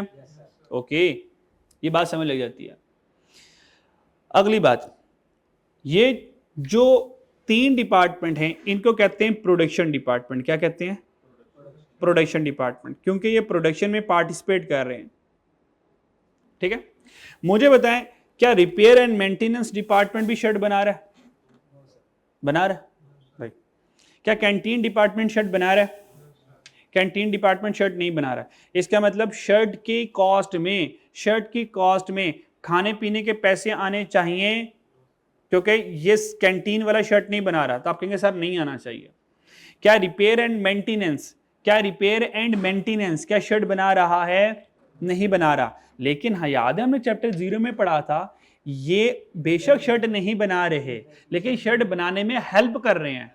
अगर इस शर्ट बनाने में हेल्प कर रहे हैं तो फिर ये इनडायरेक्ट कॉस्ट है, एफओएच कॉस्ट बनेगी ये। बात समझ आ रही मेरी? बात समझ आ रही? इसका मतलब ये है, क्या कटिंग डिपार्टमेंट का खर्चा शर्ट में नजर आ रहा है? जितना भी स्टिचिंग डिपार्टमेंट का खर्चा नजर आ रहा है, फिनिशिंग डिपार्टमेंट का खर्चा नजर आ रहा है। क्या फिनिशिंग डिपार्टमेंट का खर्चा शर्ट को एलोकेट कर दूं? कर दूं। मुझे यह बताएं, क्या कैंटीन वाला खर्चा शर्ट को दे सकता हूं? नहीं दे सकता, क्योंकि कैंटीन का शर्ट से कोई ताल्लुक नहीं है। बात समझ आ रही है? तो कैंटीन और रिपेयर का ताल्लुक शर्ट से नहीं, ये वाला खर्चा शर्ट नहीं जाएगा, लेकिन ये रिपेयर और मेंटेनेंस इन प्रोडक्शन डिपार्टमेंट से जुड़े हुए हैं। बात समझ आ रही है? ये जो सर्विस डिपार्टमेंट हैं ये इन प्रोडक्शन डिपार्टमेंट के साथ जुड़े हुए हैं। इसका मतलब इनकी जो कॉस्ट होगी वो इनको दी जाएगी, इनकी कॉस्ट इसमें आएगी, फिर इसके अंदर इसकी अपनी कॉस्ट और सर्विस डिपार्टमेंट कॉस्ट दोनों मिल के शर्ट की कॉस्ट में आएंगे। ये डायरेक्ट इधर नहीं आ सकते, हाँ जी इनडायरेक्टली जाएंगे, क्योंकि ये प्रोडक्ट के साथ शर्ट के साथ इनडायरेक्टली एसोसिएट है। वो बात जो शुरू में समझाई थी शायद अभी ज्यादा वाली चीज समझ आई होगी। क्या कैंटीन और रिपेयर मेंटेनेंस की डायरेक्ट कॉस्ट को शर्ट में ऐड कर दूं? नहीं नहीं नहीं, क्योंकि कैंटीन और रिपेयर एंड मेंटेनेंस ये शर्ट को सर्विसेज प्रोवाइड नहीं कर रहे भाई। ये रिपेयर किसको सर्विसेज प्रोवाइड कर रहा होगा? कटिंग डिपार्टमेंट को। ये किसको सर्विस प्रोवाइड कर रहा होगा? स्टिचिंग डिपार्टमेंट को। ये किसको सर्विस प्रोवाइड कर रहा होगा? फिनिशिंग डिपार्टमेंट को। बात समझ आ रही मेरी? इसका मतलब ये होगा कि अगर ये प्रोडक्शन डिपार्टमेंट ना होते तो रिपेयर एंड मेंटेनेंस का डिपार्टमेंट भी ना होता, तो फिर ये किसकी वजह से आया? इनकी वजह से। तो इसके जितने खर्चे होंगे वो कौन बर्दाश्त करेगा? प्रोडक्शन डिपार्टमेंट बर्दाश्त करेगा। मेरी बात समझ आ रही है? अगर ये प्रोडक्शन डिपार्टमेंट ना होते तो यहां पे काम करने वाले वर्कर भी ना होते, तो फिर वो खाना भी ना खाते, तो कैंटीन का डिपार्टमेंट वजूद में ना आता। कैंटीन का डिपार्टमेंट वजूद में क्यों आया? क्योंकि ये प्रोडक्शन डिपार्टमेंट वजूद में आए। कह सकता हूं इनका खर्चा भी इन्हीं को दिया जाएगा, इनका खर्चा भी इन्हीं को दिया जाएगा। बात समझ आ रही है? तो जो कैंटीन डिपार्टमेंट होगी उनका खर्चा भी इन तीनों में हम क्या कर देंगे? डिस्ट्रीब्यूट कर देंगे। प्रोडक्शन वाले को, स्टिचिंग वाले को और फिनिशिंग डिपार्टमेंट को। ये बात मेरी समझ आई? अच्छा, अब यहां से एक मसला आया, यहां से एक मसला आया। मसला ये आया, मान लो इलेक्ट्रिसिटी, बस मैं इलेक्ट्रिसिटी का एग्जांपल देता हूं फिर मैं आगे चलता हूं जरा। इलेक्ट्रिसिटी, इलेक्ट्रिसिटी किसी एक डिपार्टमेंट इस्तेमाल की होगी या पूरी फैक्ट्री ने की होगी? पूरी फैक्ट्री ने की होगी। पूरी फैक्ट्री में जो इलेक्ट्रिसिटी का खर्चा आया वो शर्ट की कॉस्ट में आना है, क्योंकि वो एफओएच है, सही है। लेकिन हम ओवरहेड में क्या करें? हम ये नहीं कह रहे कि जितना इलेक्ट्रिसिटी का बिल आया सारा शर्ट पे ले आओ, भाई नहीं, क्योंकि हम कैलकुलेशन करें डिपार्टमेंट वाइज। हम ये देखेंगे, मान लो बिजली का बिल आया 50,000, बिजली का बिल आया 50,000। अब 50,000 बिजली का बिल आया और मेरे पास यहां पे मेन 3 डिपार्टमेंट, वो 50,000 का बिल कटिंग डिपार्टमेंट ने, स्टिचिंग डिपार्टमेंट में और फिनिशिंग डिपार्टमेंट में कितना कितना एलोकेट करूं? एक प्रॉब्लम वाली सिचुएशन है, मसला है। कैसे करूं? बराबर बराबर कर दूं?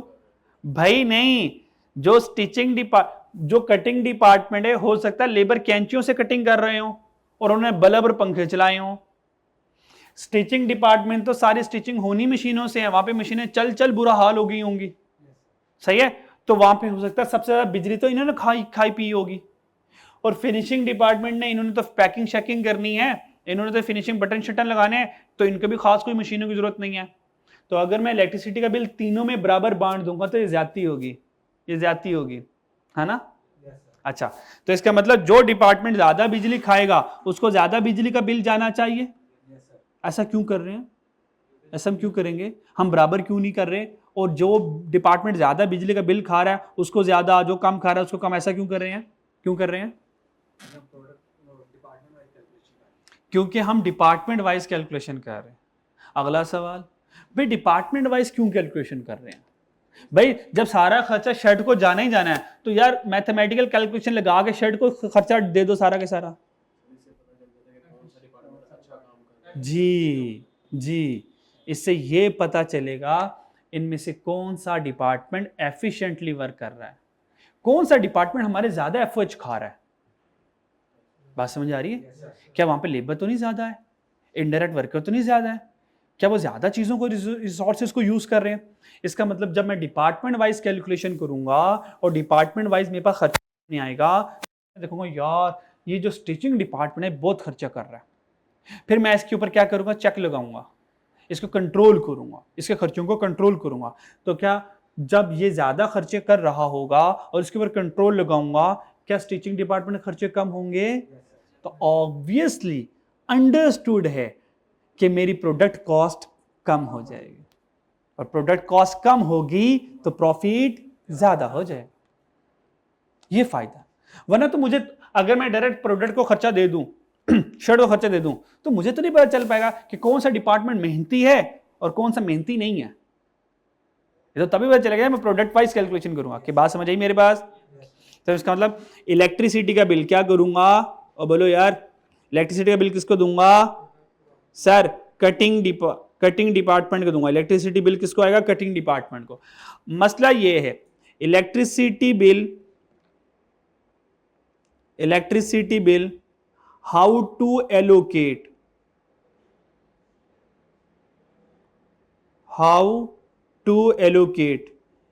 इसको कहते हैं एलोकेशन ऑफ एक्सपेंस। ये एक पूरे कॉन्सेप्ट का नाम है जो मैंने आपको भी कॉन्सेप्ट समझाया। How to allocate electricity bill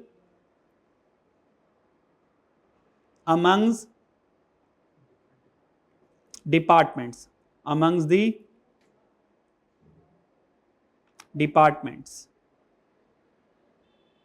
departments को इलेक्ट्रिसिटी बिल कैसे एलोकेट करना है, ये आपको थोड़ी देर बाद बताऊंगा। इसको एलोकेशन करने के रूल्स हैं। हम मुंह चुके इलेक्ट्रिसिटी बिल नहीं, तुम इतना ले लो, तुम ऐसे नहीं करेंगे, ठीक है? इसके रूल्स हैं, वो रूल्स थोड़ी देर बाद बताऊंगा। इसका मतलब ये जो इलेक्ट्रिसिटी बिल होगा क्या कटिंग डिपार्टमेंट को जाएगा? क्या ये स्टिचिंग डिपार्टमेंट को जाएगा? क्या ये फिनिशिंग डिपार्टमेंट को जाएगा? क्या रिपेयर एंड मेंटेनेंस वाले बिजली इस्तेमाल नहीं करेंगे? तो उनको भी जाएगा, हाँ या ना? उनको भी जाएगा। इसका मतलब रिपेयर एंड मेंटेनेंस के अपने खर्चे होंगे, लेकिन इलेक्ट्रिसिटी बिल का खर्चा होगा, इनके अपने खर्चे होंगे और इलेक्ट्रिसिटी बिल का भी खर्चा होगा। इसका मतलब पांचों डिपार्टमेंट इलेक्ट्रिसिटी बिल यूज कर रहे होंगे। बात समझ आ रही है? क्लियर? यहां तो कोई प्रॉब्लम? इसका मतलब जो प्रोडक्शन डिपार्टमेंट होंगे उसमें अपना खर्चा इनका होगा और कुछ कॉमन एक्सपेंसेस होंगे। ये जो इलेक्ट्रिसिटी बिल है ये कटिंग का अपना सिर्फ खर्चा है या सारों का खर्चा है? ये है common expenses. So how to allocate electricity bill mean common expenses. Common expenses को कैसे एलोकेट करना है, इसका प्रिंसिपल होता है, जो कि आपको कुछ देर बाद बताया जाएगा। क्लियर? इसका मतलब सारे कटिंग डिपार्टमेंट का खर्चा आ जाएगा और यहां से सारे के सारे सर्विस डिपार्टमेंट का भी खर्चा आ जाएगा। तो फिर अल्टीमेटली क्या करूंगा, ये जो सर्विस डिपार्टमेंट का खर्चा भी किसको दे दूंगा? सबसे पहले वाला स्टेप क्या करूंगा, अभी आपको जुबानी बता रहा हूं, जब मैं नेक्स्ट बताऊंगा तो आपको अच्छा लगेगा कि यार ये तो मैं सारा कुछ आ ही गया है। सबसे पहला स्टेप क्या होगा, हम प्रोडक्शन डिपार्टमेंट के अपने खर्चे और कॉमन खर्चे सारे प्रोडक्शन डिपार्टमेंट देंगे। स्टेप नंबर 1 होगा। बात समझ आ रही है? ये एलोकेशन ऑफ कॉमन एक्सपेंसेस होगी, जिन कॉमन एक्सपेंसेस को हमने एलोकेट किया है। कि इसमें जिस बिजली का बिल आ गया, इंश्योरेंस कॉस्ट आ गई, रेंट एक्सपेंस आ गया, इनडायरेक्ट वर्कर वेजेस आ गई, ठीक है, डेप्रिसिएशन ऑफ मशीन आ गई, सारे के सारे, ठीक है। उसके बाद हम क्या करेंगे, रिपेयर एंड मेंटेनेंस वाले खर्चे। अब इनके खर्चे डायरेक्ट शर्ट को दे सकते हैं? नहीं। फिर स्टेप 2 ये होगा कि ये वाले खर्चों को हम प्रोडक्शन डिपार्टमेंट में बांटेंगे। इसको कहते हैं सेकेंडरी अपॉर्चनमेंट या रीअपॉर्चनमेंट। ये आपको मैं लिखे नहीं, अभी पूरा आएगा ये। अब मेरी आदत है, मैं ना थोड़ी सी चीज़ों को पहले ही एडवांस में बता देता हूँ, जब वो स्क्रीन पे आती है तो ओह यार ये तो आते हैं हमें, ठीक है। क्लियर हो गया? तो फर्स्ट स्टेप पे क्या करेंगे, सारे कॉमन एक्सपेंसेस को प्रोडक्शन डिपार्टमेंट में अपोर्शन करेंगे। फिर सर्विस डिपार्टमेंट वाले खर्चों को भी प्रोडक्शन डिपार्टमेंट में अपोर्शन करेंगे, जिसको सेकेंडरी अपोर्शनमेंट कहते हैं, अभी आएगा। फिर सारे खर्चों को प्रोडक्ट को दे देंगे। देन फिर इसके ऊपर हम एक सवाल करेंगे। क्लियर हो गया? अच्छा, तो अभी हम कहां पे रह गए, how to allocate common expenses amongst the department. Different department में कॉमन एक्सपेंसेस को कैसे एलोकेट करना है, ठीक है। अब इसको हम सीखते हैं, ठीक है। तो नेक्स्ट हमारे पास कॉन्सेप्ट आ गया एलोकेशन एंड अपॉर्चनमेंट। एलोकेशन का मतलब डिफरेंट होता है और अपॉर्चनमेंट का मतलब डिफरेंट होता है। क्लियर? अच्छा जी, एलोकेशन एंड अपॉर्चनमेंट करने से पहले याद है शुरू में आपको मैंने एफओएच कैलकुलेट करने से पहले अप्लाइड एफओएच में एक रेट का नाम लिया था ओएआर का। ओएआर पर यूनिट, ओएआर पर यूनिट का नाम भी नहीं मैंने बताया था, लेकिन ये बताया था ओएआर पर यूनिट एक एस्टिमेटेड रेट है और ये fix overhead cost per unit को कैलकुलेट करता है। अब ये ओएआर पर यूनिट क्या है ये जानना जरूरी है एलोकेशन और अपॉर्चनमेंट से पहले। अब ओएआर पर यूनिट क्या है इसके ऊपर हम अभी समझते हैं, फिर एक क्वेश्चन छोटा सा करेंगे हम। ओएआर पर यूनिट क्या है? Overhead absorption rate, overhead absorption rate. Overhead absorption rate है क्या? ओएआर को ओवरहेड एब्जॉर्प्शन रेट कहते हैं, ठीक है। O for overhead, A for absorption, R for rate. तो ओएआर का नाम क्या प्रॉपर? Overhead absorption rate. अच्छा, OAR is pre determine rate. Pre determine rate का मतलब ये है ये अंदाजन रेट लगाया जो कि पहले ही डिटरमिन कर लिया था, which is calculated at start of the year by using actual information, by using budgeted information, क्योंकि अंदाजन रेट होता है। और क्या लिखा मैंने? It is mainly used to calculate fix overhead per unit. शुरू में यही बताया था आपको, शुरू में यही बताया था। तो ओएआर पर यूनिट किसको कैलकुलेट करेगा? फिक्स ओवरहेड पर यूनिट को कैलकुलेट करेगा। अगला सवाल, हाउ टू कैलकुलेट ओएआर। अगला सवाल यह है ओएआर को कैलकुलेट कैसे करेंगे? ओएआर को कैलकुलेट कैसे करेंगे? मुझे बताएं ओएआर है कौन है? ओएआर कौन है?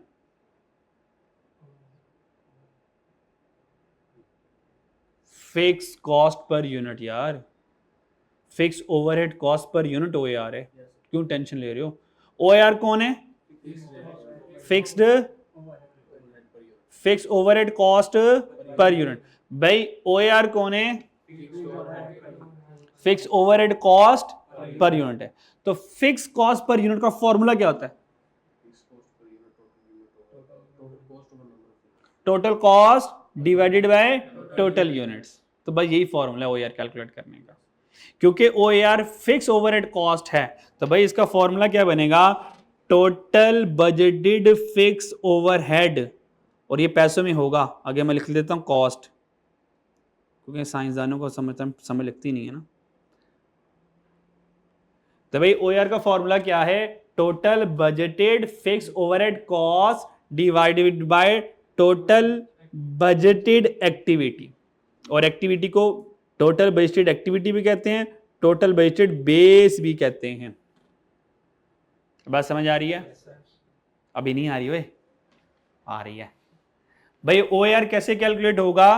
Total budgeted fix overhead cost, यानी कि ऊपर होंगे पैसे। फॉर एग्जांपल टोटल, आपको पता है फिक्स कॉस्ट तो टोटल में होती है ना बच्चों, है ना, वही है ना। Total fix overhead cost for example आ गई ₹1 लाख। कितनी आ गई? ₹1 lakh divided by total budgeted activity, total budgeted activity या टोटल बजटेड बेस। यानी कि इस टोटल फिक्स कॉस्ट को किससे डिवाइड करूं, किससे डिवाइड करूं? तो उसको कहते हैं एक्टिविटी या बेस से डिवाइड करें, ठीक है। ये 6 तरह की बेसिस हैं। कितनी तरह की बेसिस हैं? 6 तरह की। 6 तरह की बेसिस से ये fix overhead cost per unit यानी कि ओएआर पर यूनिट कैलकुलेट होता है। बात समझ आई मेरी? अच्छा जी, तो ओएआर हमारे पास आ गया। अब वो 6 डिफरेंट बेसिस कौन सी? नंबर 1, हम डायरेक्ट लेबर आवर की बेस के ऊपर ओएआर कैलकुलेट करते हैं। फिर मशीन आवर की बेस के ऊपर, यूनिट प्रोड्यूस के ऊपर, डायरेक्ट लेबर कॉस्ट के ऊपर, डायरेक्ट मटेरियल कॉस्ट के ऊपर और प्राइम कॉस्ट के ऊपर। ये 6 बेसिस के ऊपर हम ओएआर कैलकुलेट करते हैं। बात समझ आई? वन बाय वन देखते हैं, वन बाय वन देखते हैं, वन बाय वन देखते हैं जरा। चलिए,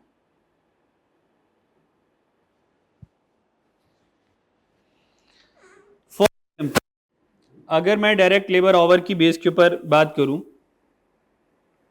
डायरेक्ट लेबर बेसिस के ऊपर बात करूं, तो इसका OAR क्या निकलेगा? इसका OAR निकलेगा डायरेक्ट लेबर आवर की बेसिस के ऊपर। फॉर एग्जांपल देता हूं, फिर वहां से आगे बात करते हैं कि हमने फिक्स ओवरहेड कितने लगे? 1 लाख। डायरेक्ट लेबर आवर मान ले 10,000 कर लें, 1,000 कर लेते हैं, 1,000 कर लेते हैं। डायरेक्ट लेबर आवर कितने हैं? 1,000।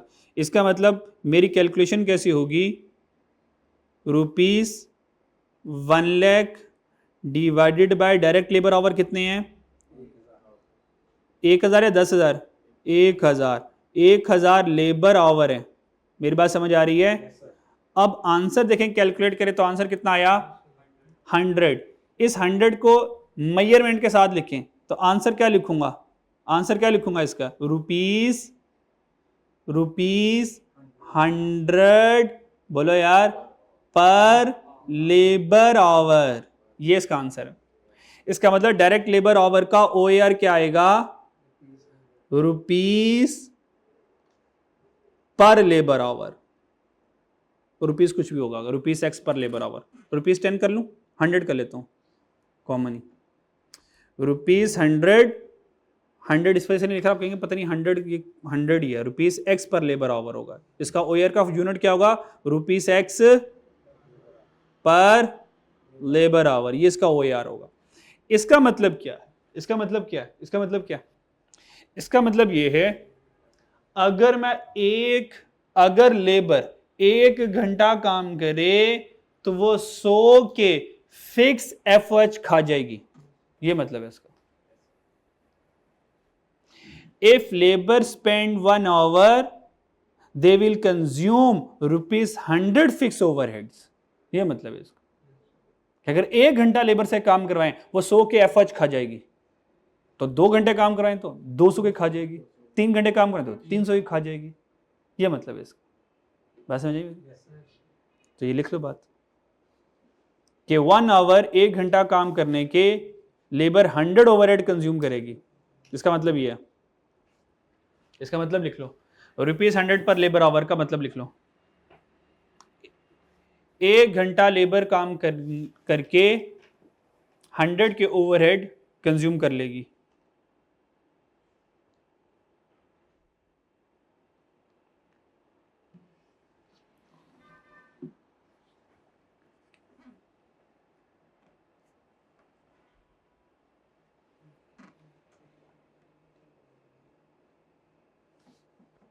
जी बच्चों, डन। आगे चलें। नेक्स्ट देखते हैं भाई, सेकंड बेस क्या है मेरे पास? Machine our. तो भाई मशीन आवर का OAR क्या बनेगा? ₹X पर मशीन आवर। ₹X पर मशीन आवर। ओके, इसकी भी कैलकुलेशन कर लें जरा, कर लें। बस समझ लग गई? वाह, चलो कर लेते हैं यार।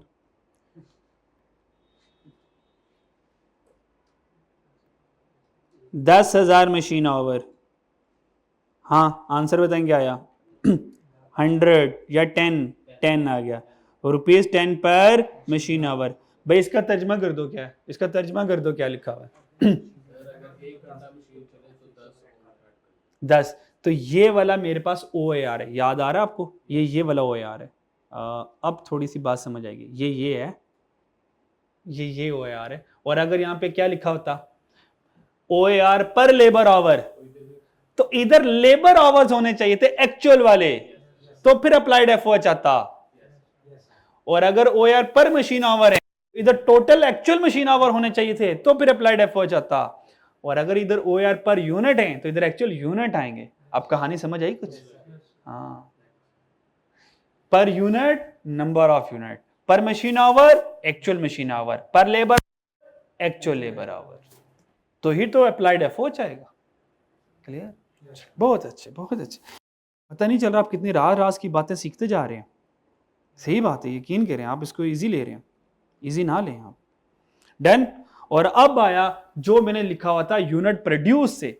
अगर मैं यूनिट प्रोड्यूस से कैलकुलेशन करूंगा तो यार ये ऐसे ना लिखो, मुझे डर लग रहा है कि आप ना इसको ना गलत अंडरस्टैंड कर लोगे मुझे ना, क्योंकि आप लोगों से, बच्चों से मैं वैसे बहुत डरता हूँ, तो मुझे डर लगता है आप लोगों से कि आप लोग साइंसदान हो ना, तो कुछ के कुछ मतलब निकालने को लोगे। तो आप ना इंग्लिश लिख लो। डायरेक्ट लेबर आवर का OAR बनेगा पर लेबर, OAR पर लेबर आवर, रुपीस पर लेबर आवर।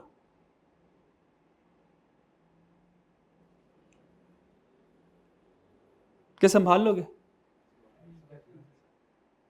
संभाल लोगे, चलो ठीक है। रुपीस पर लेबर आवर आ गया, और यहां से रुपीस पर मशीन आवर आ गया, और यूनिट प्रोड्यूस से क्या आएगा? रुपीस पर यूनिट आ गया। चलिए रुपीस पर यूनिट आ गया। भाई कितने यूनिट बनाए आप लोगों ने? कितने यूनिट बनाए? कितने यूनिट बनाने यार, बोलो ना। 100 बना लें, जितना मर्जी कर लो, मुझे तो कोई मसला नहीं है भाई। रुपीस आ गया 1 लाख। अच्छा 1 लाख चेक करो, चेंज नहीं हो रहा, क्योंकि फिक्स कॉस्ट थोड़ी चेंज होती है टोटल में। ये तो ये बेसिस बदलेंगी तो OAR बदलता जा रहा है, बस इसलिए सिखा रहा हूँ। यूनिट कितने बनाए? 100 बना लिया, 100 यूनिट्स। जब 100 यूनिट्स बना लिए तो ₹1000 पर यूनिट आ गया। इसका मतलब क्या है? इसका मतलब क्या है? एक यूनिट को बनाने के लिए 1000 के फिक्स एफर्ट्स लग रहे हैं।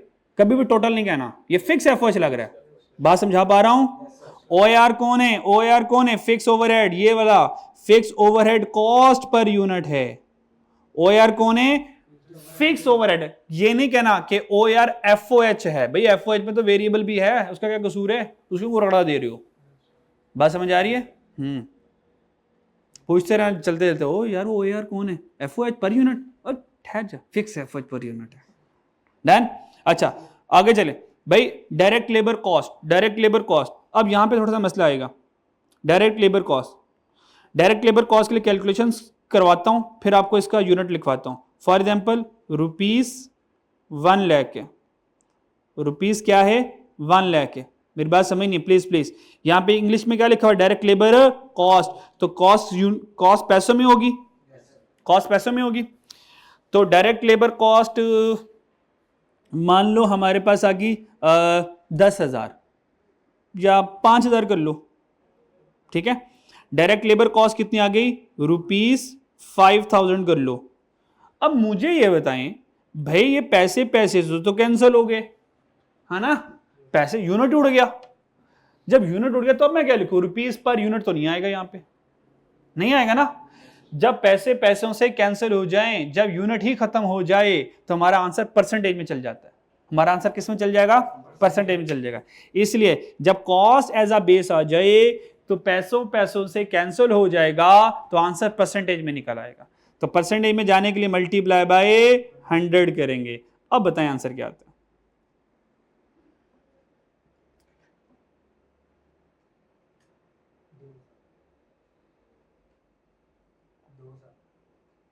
कितना आंसर आ गया? 2000%। कुछ ज्यादा नहीं आ रहा ये?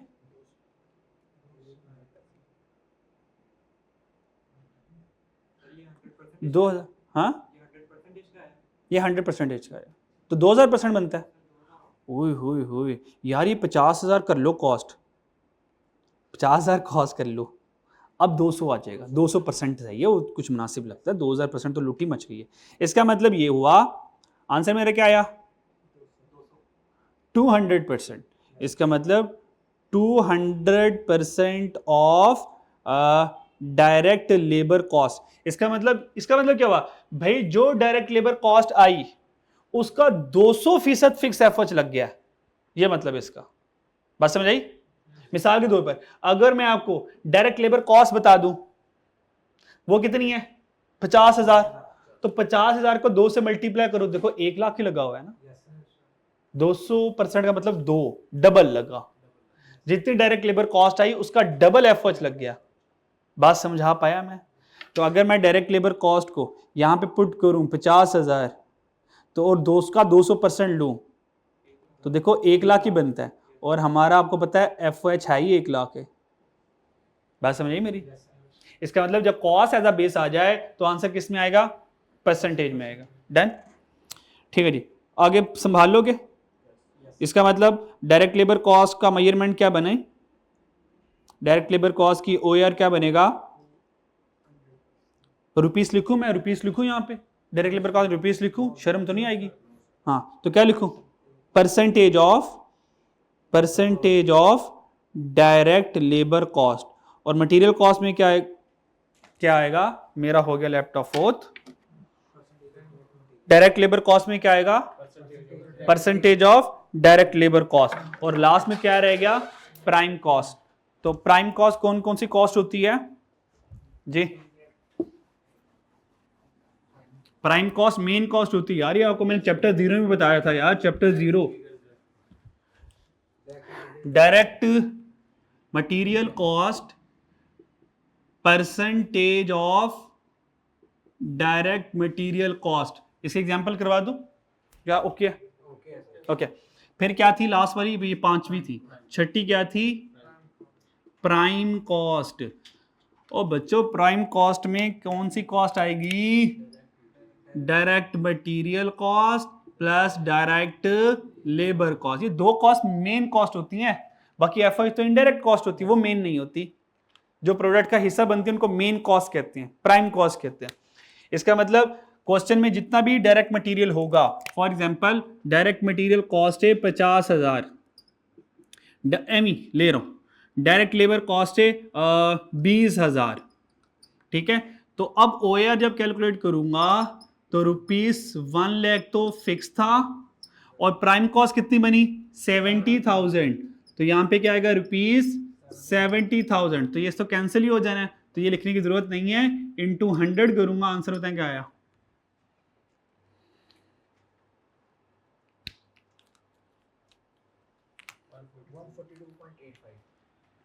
142.85, 149%, 149% ऑफ प्राइम कॉस्ट।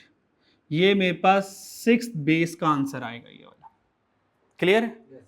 तो अब कुछ OAR माइंड में बैठा, OAR क्या है?